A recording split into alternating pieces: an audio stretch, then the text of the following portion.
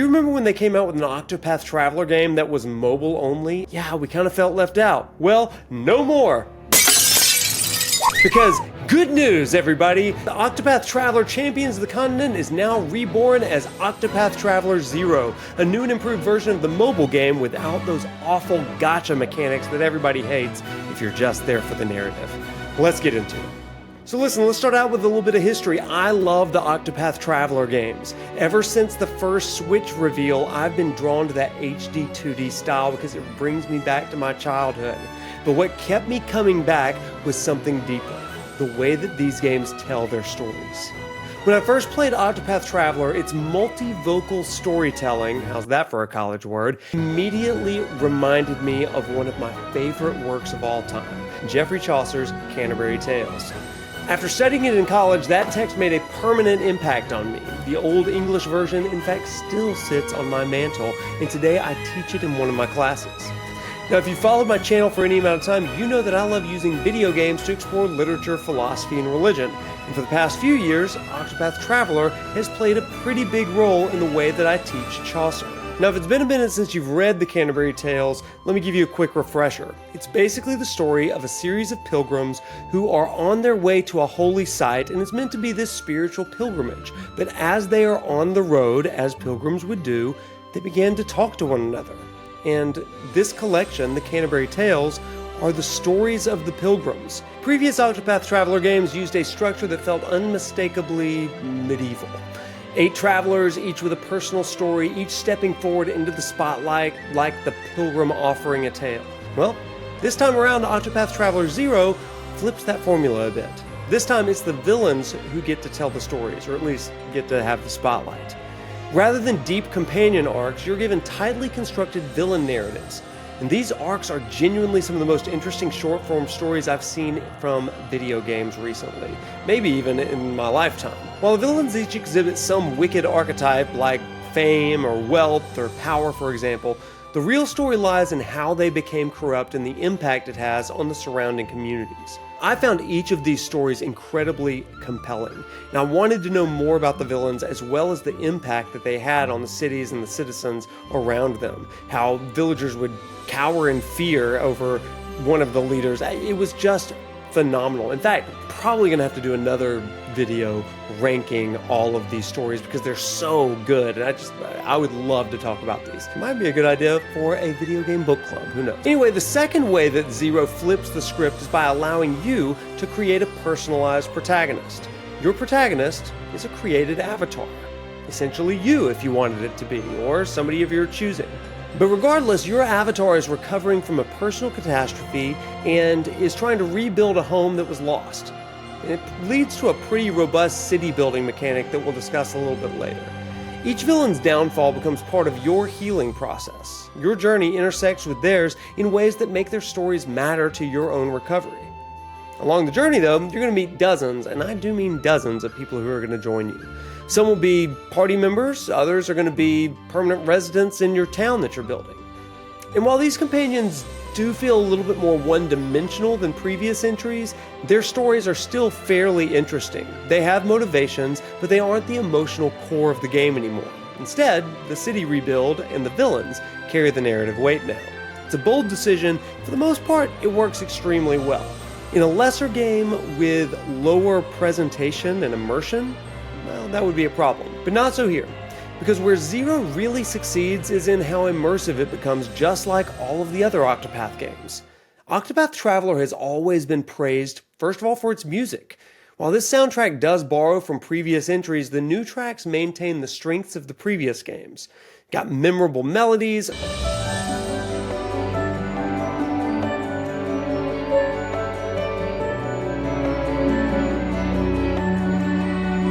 strong instrumentation, and workout-worthy battle themes.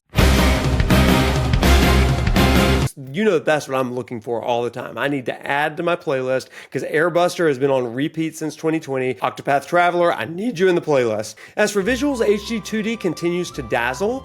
And while this game may not soar quite as high as the recently released Dragon Quest I and II HD 2D remake, it does feel improved from the last Octopath entry. The lighting is sharper, environments feel a little bit more textured, and there's objects like leaves and snow that fall in the foreground. It's really kind of nice. The framing of scenes has a more deliberate cinematic quality. It's still distinctly Octopath, but refined in ways that add depth without changing the core identity, which I think fans of this series are going to like. Now, aside from the basic presentation, the thing that immersed me the most was also the most surprising to me: the protagonist. Now, I didn't expect this. I don't typically enjoy using a creative protagonist. I want to hear a story that's already told. I don't want to be the hero. I'm already living my life. I'm the main character of my story, right? This time around, using a creative protagonist actually added a genuine sense of ownership to the journey. I made my character look like me, as best as I could, and suddenly the quest to rebuild a destroyed home didn't just feel like a narrative assignment, it felt personal. These were my people, these were my friends, these were my family, and I cared about it. Now, this made the new town building mechanic, which I normally would hate because I am not an engineer, I'm a humanities guy. It made it unexpectedly meaningful.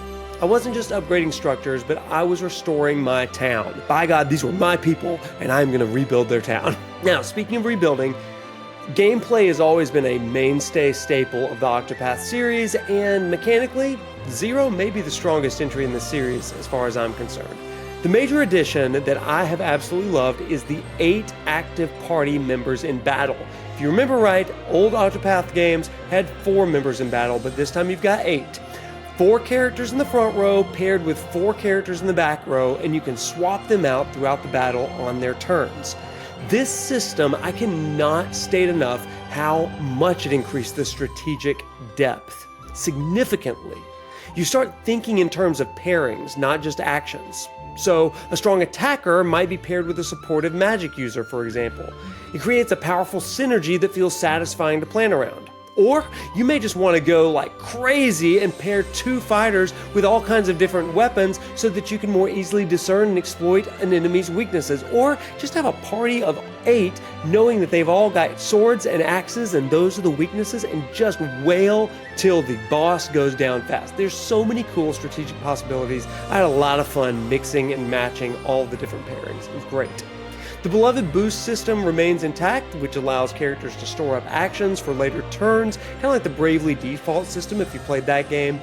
Combined with the break mechanic, which is going to exploit enemy weaknesses to stun them, combat becomes this layered puzzle game that rewards intentional planning. Now, this is a little bit of an aside, but a lot of people think of turn-based games as slow action games. Turn-based battle systems are not that. Whether it's Clair Obscur, Dragon Quest, the older Final Fantasies, turn-based games are more akin to a puzzle game than it is an action game. And that is so true of Octopath Traveler Zero. It's figuring out, how can I subvert what the enemy is doing? How can I use elemental damage? How can I use weaknesses? How can I use status effects to gain the upper hand? It's a really interesting way of thinking about it. This game as a puzzle game is really much stronger than if you're expecting an action RPG. So there's your free lecture on what a turn-based battle system is like. Next, I want to kind of clarify who this game is for. Despite its pixel art presentation, this is very much a JRPG for adults. Not because of the graphic content alone, but because of the maturity of its themes. Many villain arcs are going to explore manipulation, exploitation, political corruption, trauma, ethical ambiguity, and then lean into some kind of mature scenarios that younger players may not notice, but it probably isn't appropriate for them. Younger players can of course enjoy the gameplay, but much of the emotional nuance is probably going to go over their heads. It's going to resonate a lot more deeply with adult audiences. So if you grew up playing games like Final Fantasy 4, 5, 6, Chrono Trigger, Secret of Mana, Breath of Fire, and you love those kinds of stories, well, this game is going to feel like a return to form, but with writing that reflects a more mature perspective. In short, this is a 16-bit RPG made for grown-ups who long for the storytelling depth those early games hinted at, but couldn't quite fully express. In the end, Octopath Traveler Zero is a reminder of why this series continues to stand out in modern RPGs. By shifting its narrative focus to the villains, the game brings new energy to the anthology format that made the first two games so beloved. Pair that with refined HD 2D visuals, a more personal sense of immersion through a created avatar, a rich musical score, and the most strategically engaging combat system the series has offered so far, you have a title that feels both familiar and surprisingly fresh. Now, I do want to say here, this game is long. So long. So long that I didn't even finish it for this review, and I'm about 50 hours in. But I still think I'm only halfway, and if Octopath 1 and 2 are any indication, I can expect double what I'm at. Typically those games take 110 to 125 hours. But now that this video is out, I'm happy to slow it down, and this is where I have some tips for you. This is a game that you should definitely take your time with and savor, like you would a good book. In fact, this is exactly what I suggest to my students reading the Canterbury Tales. Because the game's stories are divided into chapters, I would suggest taking a chapter or a portion of the chapter every night before bed. Or if you're like me, play on the Switch and play in bed. But don't rush it. Explore the world. Think about it between play sessions, and because Octopath games can last well over 100 hours, this game can last you a while. So listen, if you're somebody that values strong storytelling, some strategic depth, or maybe a more deliberate pace in gaming, this is absolutely worth your time. And if, like me, you've always loved the way Octopath blends literary sensibilities with classic JRPG design, then Zero is another excellent chapter in that ongoing pilgrimage. Thanks so much for watching this video. Make sure that you check the channel back as we continue with lecture series and put out some more Octopath Traveler content. In the meantime, you may want to check out this video, and until next time, walk tall, my friends, and we'll see you in class.